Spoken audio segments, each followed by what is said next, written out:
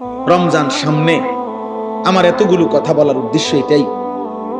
মাহে রমজান সামনে, আল্লাহ যেন বলছে বান্দা 11 মাসের ঘাটতি কমতি যা হইছে তো হইছে, চলো একবার ঘুরে দাঁড়াও বান্দা, একটা মাস কাজে লাগাও। দেখতে দেখতে আইয়ামাম মাদুদাত, অল্প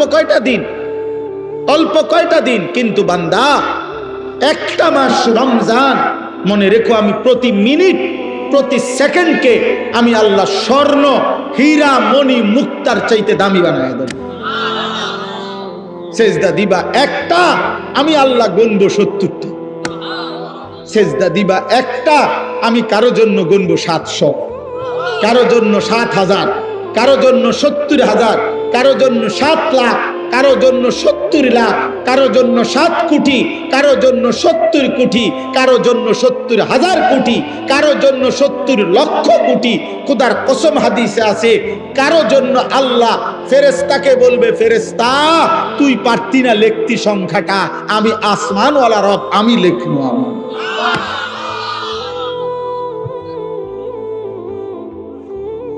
তোমার ক্যালকুলেশনে হবে না রে বান্দা, ফেরেশতা তোমার কম্পিউটার এটা ধরবে না। আনা আজিজি বিহি, আমার রোজাদার বান্দার প্রতি সেকেন্ডের বিনিময় আমি লিখবো। আমি, তুই ভাবতা না। সেই রমজান আমাদের সামনে, এইটাই মনে করাইতে আসছি। বলছি যে কিশোর ভাই, যুবক ভাই, গত 11 মাসের ব্যস্ততা থেকে বাবা মা বোন, পর্দার আড়ালের মা, উপস্থিত বয়স্ক চাচা বাবা, অভিভাবক, সবাই আমরা মুসলমান। আরেকবার ঘুরে দাঁড়ান, রমজানকে কাজে লাগা। রমজান পরিবর্তনের মাস, রমজান হেদায়েতের মাস, রমজান জীবন সাজাইবার মাস, রমজান নিজেকে গড়ে তুলবার মাস, রমজান অফুরন্ত রহমতের মাস, রমজান অফুরন্ত মাগফিরাতের মাস, রমজান কোটি কোটি জাহান্নাম থেকে নাজাতের মাস। রমজানকে কাজে লাগা, রমজানকে কাজে লাগা। সারা বছরের দুনিয়া, উপার্জন, ব্যবসা, চাকরি, সারা বছরের পড়ালেখা, সব কিছুর চাইতে ব্যস্ততা ছেড়ে রমজানকে ভিন্নভাবে সাজান। আল্লাহ আমাদেরকে তৌফিক দান করে, বলেন আলহামদুলিল্লাহ। তাইলে আমার কথা শেষ। এই 5টা মিনিট ভাই কেউ যায়েন না, এখনই দোয়া করছি, এখনই দোয়া হবে। কিন্তু আমার মূল বক্তব্য তাহলে এটা, লাআল্লাকুম তাত্তাকুন। আল্লাহ বলছেন রমজান আমি দিলাম, তোমরা বান্দা পালন করে দেখো, আমি তোমার মুত্তাকি বানায় দেব। আর যে মুত্তাকি সে জান্নাতি।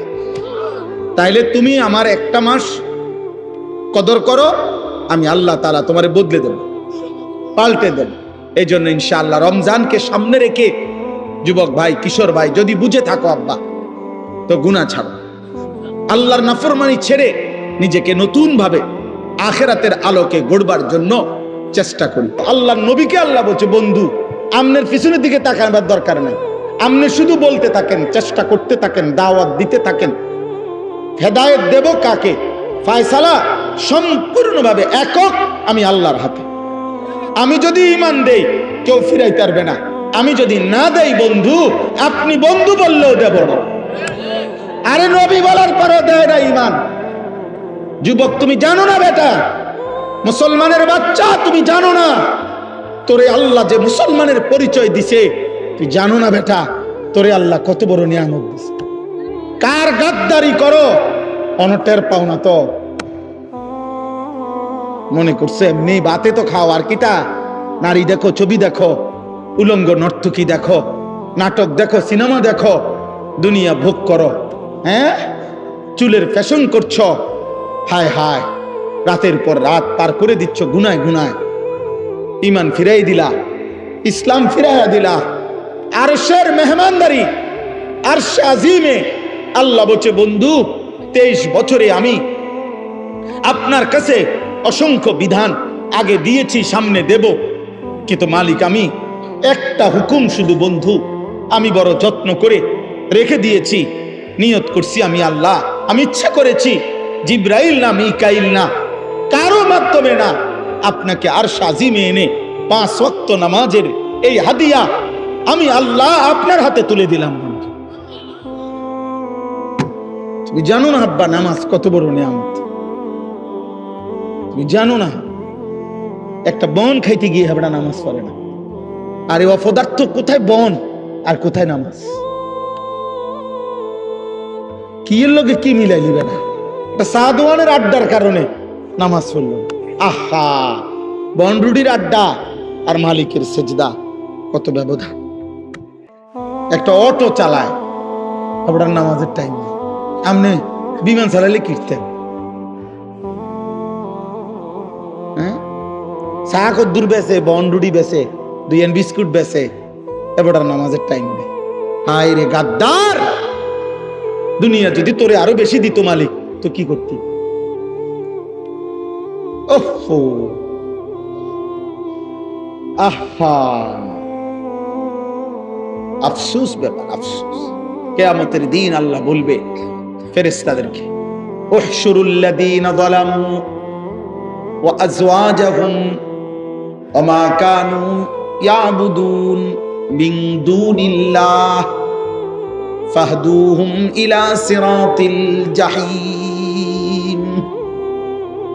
দোস্ত আমার, বড় ভয়ঙ্কর কথা এটা আল্লাহ বলছে।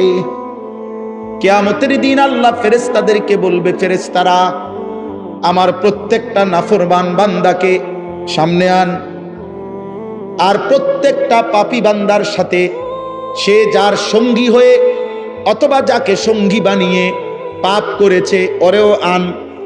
আর 3 নম্বরে আমি আল্লাহকে বাদ দিয়ে যখন যাকে ডাকছে তাকেও আন।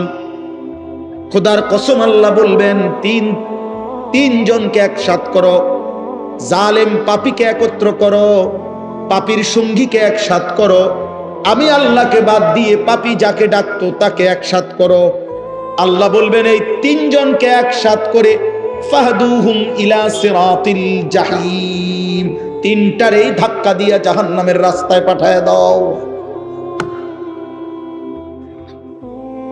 মনে রাখো বাপ, যে বন্ধু তোমার উলঙ্গ ছবি দেখাইছে, যে বন্ধু তোমার সুদের আড্ডায় নিয়ে গেছে, কিস্তির আড্ডায় নিয়ে গেছে, নারীর আড্ডায় নিয়ে গেছে, জিনার আড্ডায় নিয়ে গেছে, সঙ্গী নামের, বন্ধু নামের, সহকর্মী নামের, সহপাঠী নামের যেই মানুষ নামের শয়তান তোমারে পাপের রাজ্যে নিয়ে গেছে, সেদিন কিয়ামতের দিন তুমি এবং তাকে একসাথ করা হবে। এবং শুধু সেই 2 জন না, বরং আল্লাহকে বাদ দিয়ে যাকে ডাকতো তাকেও। কোরআনুল কারীমে আল্লাহ বলছে। এই জন্য আব্বা, আমি সর্বোচ্চ, আমার ধমক দেওয়া মাকসাদ না, আমি আপনাদের সাথে ঝগড়া করতে আসি নাই, আমি আপনাদের সাথে দ্বন্দ্ব করতে আসি নাই, মনে করাইতে আসছি আপনি ভাত খান, ঘুম যান, আপনি দুনিয়া উপার্জন করেন, কোনো অসুবিধা নাই। রিজিক তো হারাম না, উপার্জন তো হারাম না। চাকরি, ব্যবসা, কৃষি, ক্ষেত খামার, আয় উপার্জনের বৈধ মাধ্যম, এটা তো হারাম না। কিন্তু আল্লাহ বললেন কেন? আখিরাত বললেন কেন? নামাজ বললেন কেন? 1 ওয়াক্ত সেজদা দিতে পারলেন না কেন? 60 বছরে, 40 বছরে, 30 বছরে এমন মালিকের কোরআন, এই চোখ যার দেওয়া, তার চোখে তার কালাম দেখে দেখেও পড়তে পারেন না কেন? যার জবান, তার দেওয়া জবানে তার কালাম উচ্চারণ করতে পারেন না কেন? বলেন, কেন পারেন না? বলেন। এই আফসোসের কি জবাব দিবেন? এই আফসোসের কি জবাব? কিয়ামতের দিন আল্লাহ এই পাপী এবং পাপীর দোসর একসাথ করে এদেরকে বলবেন, ওয়াকিফুহুম ইন্নাহুম মাসউলুন। ফেরেশতাদেরকে দাঁড় করাও, আমি জিজ্ঞেস করব বান্দা, মা লাকুম লা তানাসারুন। সাংঘাতিক কথা আল্লাহ বলবেন সেদিন প্রত্যেক পাপীকে এবং তার পাপের সঙ্গীদেরকে একসাথ করে আল্লাহ বলবেন, মা লাকুম লা তানাসারুন, এই নাফরমান, তোর কি হলো? তোরা একজন আরেকজনকে আজ সাহায্য করছো না কেন? সেদিন না বলছিলা তুমি, দোস্ত তুই নিশ্চিন্ত থাক, আমি তোর পাশে আছি। আল্লাহ বলেন, সেদিন না বলছিলা দুনিয়াতে, আজ তাকে সাহায্য করছো না কেন? মা লাকুম লা তানাসারুন, কি হলো তোমাদের, পরস্পর পরস্পরকে সাহায্য করছো না কেন?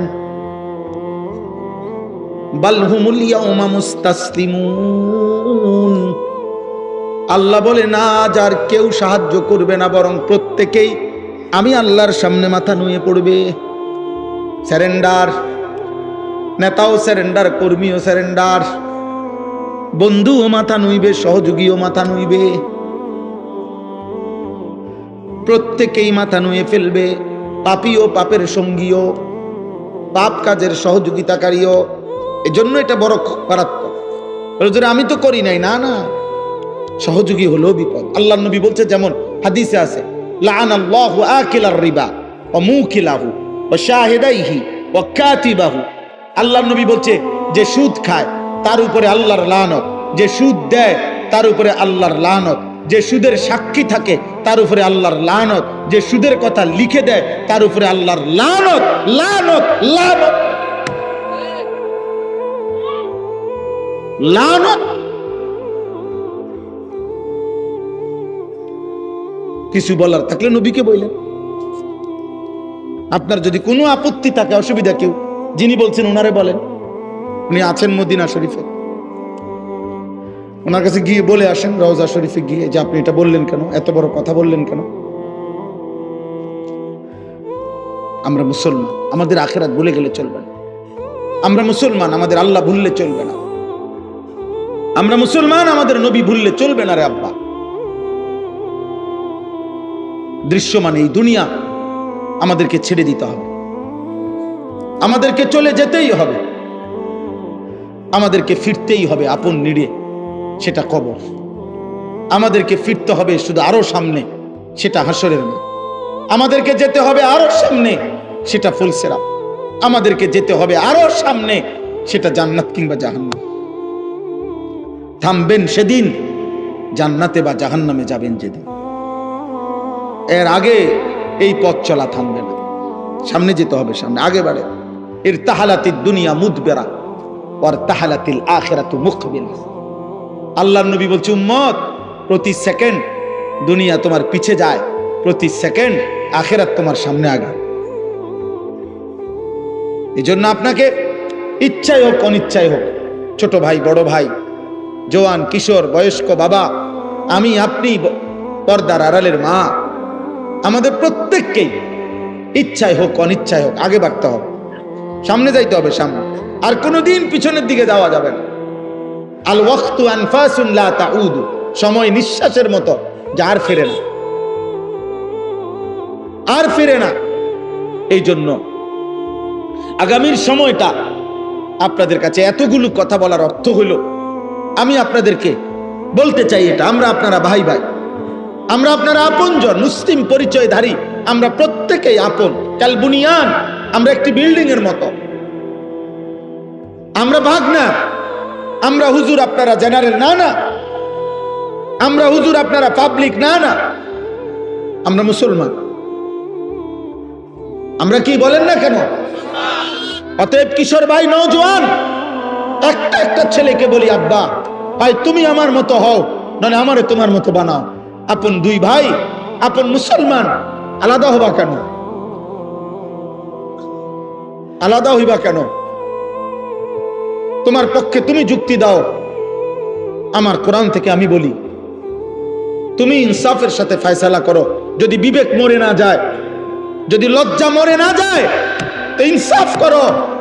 এক ওয়াক্ত নামাজ যে পড়ে না, পৃথিবীতে তাকে কোন যুক্তিতে ভদ্র, সভ্য তাকে কেন বলা হবে? এত বড় সৃষ্টিকর্তার কৃতজ্ঞতা যার মধ্যে নাই, সে বেয়াদব না তো বেয়াদবটাকে বলেন? আপনি ইনসাফ করেন। আমরা মুসলমান, আর যদি বলেন আমি মানতে কোনোভাবে রাজি না, তো মুসলিম পরিচয় ছেড়ে দেন, মুসলিম পরিচয় ত্যাগ করেন। তো সেটাও তো করবেন না, তা তাইলে আর এই দোটানা কি লাভ? এই কি লাভ?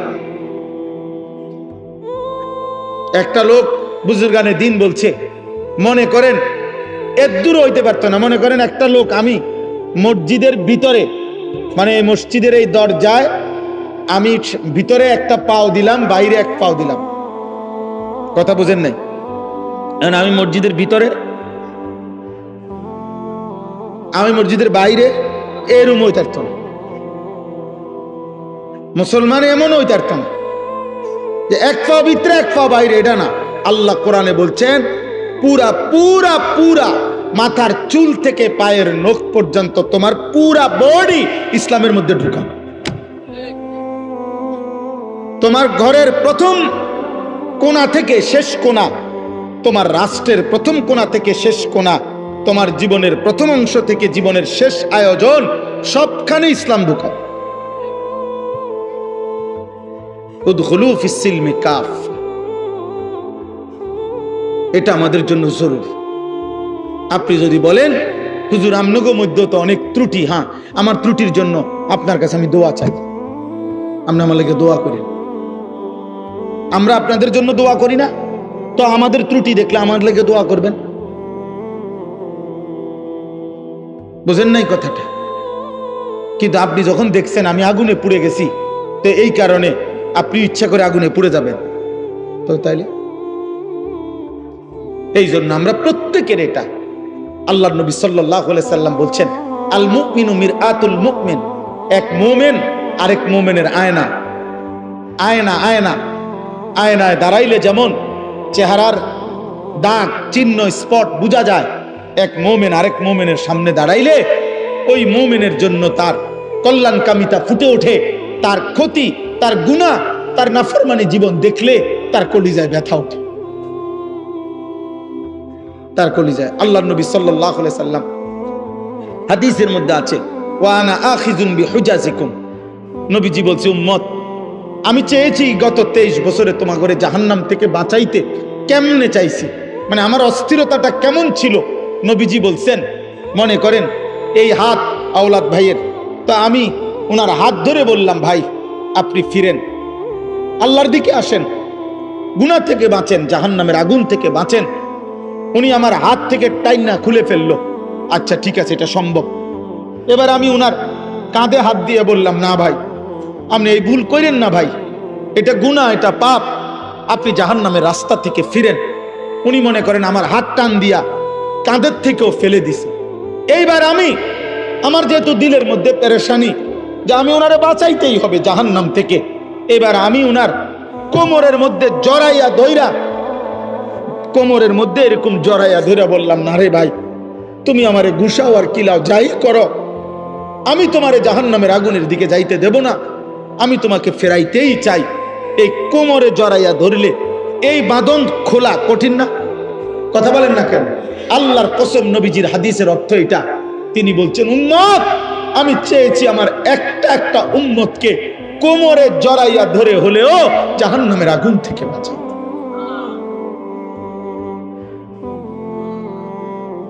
এই হুজাজি কোমর থেকে, কোমর কোমর কোমর থেকে ছুটবা কেন? আবু জেহেলকে নবী সাল্লাল্লাহু আলাইহি সাল্লাম তারিখে ইবনে খাল্লিকানের মধ্যে আছে 4000 বার নবী শুধু আবু জেহেলকে কালেমার দাওয়াত দিয়েছে, 4000 বার। জি জি 4000, 4000। কি পরিমাণ চেষ্টা করছে। 950 বছর নূহ আলাইহিস সালাম মানুষকে জাহান্নাম থেকে ফিরাইতে চাইছে। 950 বছর, 950 বছরে হাজার হাজার বার, লক্ষ বার উনাকে পাথর মারা, রক্তাক্ত করে, বেহুশ কইরা। আমরা তাফসিরে পড়ছি নূহ আলাইহিস সালামকে ধইরা কাফের গুলা উনার বেহুশ শরীর, রক্ত মাখা শরীরটা নিয়া ডাস্টবিনের ময়লার মধ্যে ফেলে দিয়ে আসতেন। নূহ আলাইহিস সালাম হুঁশ আসলেই রক্ত মাখা চেহারা মুছেই নূহ আলাইহিস সালাম বলতেন আল্লাহ আমি আমার কওমের কাছে আবার যাব, আপনি মাফ করে দেন, আযাব দিয়েন না, আমি আবার 950 বছর পরে আল্লাহ জানাইছে আর ইমানদার হবে না কেউ। কিন্তু যেদিন তুফান শুরু হইছে, নূহ আলাইহিস সালাম, এই কোরআনে আছে রে আব্বা, সূরা হুদের মধ্যে। সেই দিনও যেদিন আল্লাহ বলছে নূহ আর ইমানদার হবে না কেউ, আন্নাহু লা ইউমিনা ইল্লা মান কাদ আমানা, আর কেউ ঈমান আনবে না। কিন্তু নূহ আলাইহিস সালামের কলিজার ব্যথা, সেদিনও যেদিন তুফান শুরু হয়ে গেছে, ওয়াফারাত তান্নুর, চুলার থেকে পানি উঠে গেছে, চারিদিকে পানি শুরু হয়ে গেছে, আল্লাহর কসম সেদিনও নূহ আলাইহিস সালাম আসমানওয়ালা মালিকের কাছে বলছে, আল্লাহর সামনে বলছে, নিজের ছেলেটাকে কেনানকে ডাক দিয়া বলছে, আব্বা আমি, হে আমার সন্তান, আজ 950 বছর আমি বলে গেছি রে বাপ, 950 বছরের এক পিতা আমি, ক্লান্ত শ্রান্ত। আমার মালিক বলে দিয়েছে আর ঈমান দিবে না, তবুও আমি শেষবারের মতো আর কোনোদিন বলবো না, আর কোনোদিন পৃথিবীতে কাউকে ডাকবো না রে আব্বা, এই শেষবারের মতো তুমি সন্তান, তোমাকে বলছি আব্বা, ইয়া বুনাইয়ার কাম মা'ানা ওয়ালা তাকুম মা'আল কাফিরিন, হে আমার সন্তান, ঈমানদারদের সঙ্গী হও, কাফেরদের সঙ্গী হইও না।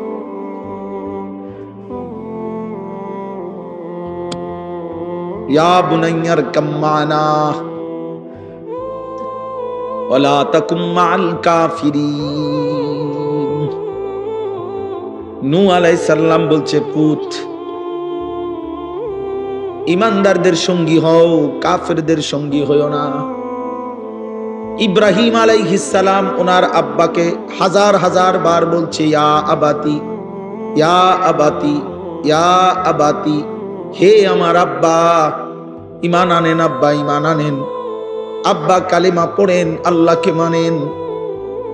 ইয়া আবাতি লা তা'বুদিশ শাইতান, হে আমার পিতা, আপনি শয়তানের গোলামি কইরেন না। ইয়া আবাতি ইন্নী আখাফু আন ইয়ামাসসাকা আযাবুম মিনার রাহমান, হে আমার আব্বা, ঈমান ছাড়া যদি কবরে যান, আমার আল্লাহর আযাব আপনাকে ঘিরে ফেলবে।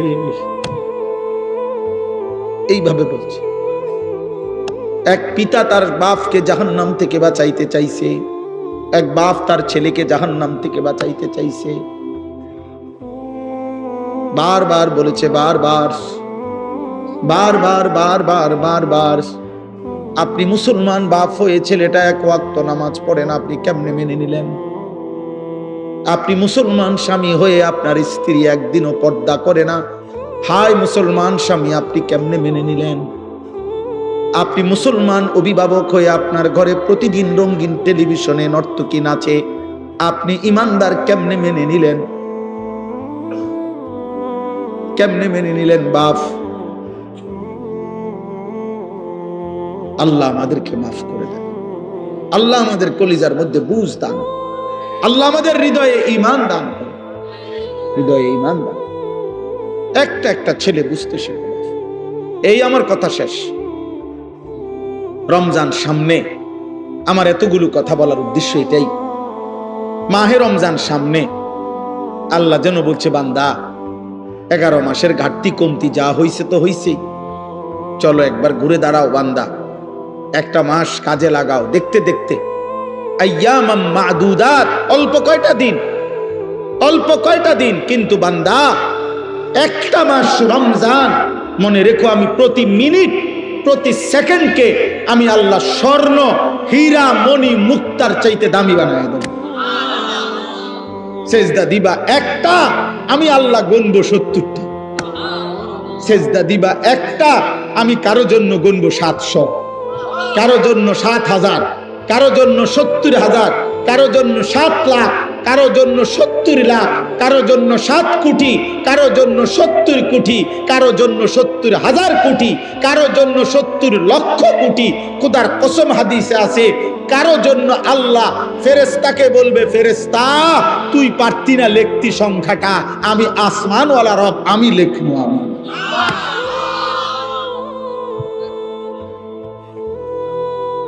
তোমার ক্যালকুলেশনে হবে না রে বান্দা, ফেরেশতা তোমার কম্পিউটার এটা ধরবে না। আনা আজিজি বিহি, আমার রোজাদার বান্দার প্রতি সেকেন্ডের বিনিময় আমি লিখবো। আমি, তুমি ভাবতা না?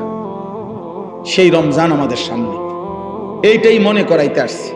বলছি যে কিশোর ভাই, যুবক ভাই, গত 11 মাসের ব্যস্ততা থেকে বাবা, মা, বোন, পর্দার আড়ালের মা, উপস্থিত বয়স্ক চাচা, বাবা, অভিভাবক, সবাই আমরা মুসলমান। আরেকবার ঘুরে দাঁড়ান, রমজানকে কাজে লাগান। রমজান পরিবর্তনের মাস, রমজান হেদায়েতের মাস, রমজান জীবন সাজাইবার মাস, রমজান নিজেকে গড়ে তুলবার মাস, রমজান অফুরন্ত রহমতের মাস, রমজান অফুরন্ত মাগফিরাতের মাস, রমজান কোটি কোটি জাহান্নাম থেকে নাজাতের মাস। রমজানকে কাজে লাগা, রমজানকে কাজে লাগা। সারা বছরের দুনিয়া, উপার্জন, ব্যবসা, চাকরি, সারা বছরের পড়ালেখা, সব কিছুর চাইতে ব্যস্ততা ছেড়ে রমজানকে ভিন্নভাবে সাজান। আল্লাহ আমাদেরকে তৌফিক দান করেন। বলেন আলহামদুলিল্লাহ। তাইলে আমার কথা শেষ। এই 5টা মিনিট ভাই কেউ যায়েন না, এখনই দোয়া করছি, এখনই দোয়া হবে। কিন্তু আমার মূল বক্তব্য তাহলে এটা, লাআল্লাকুম তাত্তাকুন। আল্লাহ বলছেন রমজান আমি দিলাম, তোমরা বান্দা পালন করে দেখো, আমি তোমার মুত্তাকি বানায় দেব। আর যে মুত্তাকি সে জান্নাতি। তাইলে তুমি আমার একটা মাস কদর করো, আমি আল্লাহ তাআলা তোমারে বদলে দেব, পাল্টে দেব। এই জন্য ইনশাআল্লাহ রমজানকে সামনে রেখে যুবক ভাই, কিশোর ভাই, যদি বুঝে থাকো আব্বা, তো গুনাহ ছাড়ো, আল্লাহর নাফরমানি ছেড়ে নিজেকে নতুন ভাবে আখিরাতের আলোকে গড়বার জন্য চেষ্টা করি। আল্লাহ আমাদেরকে তৌফিক দান করে।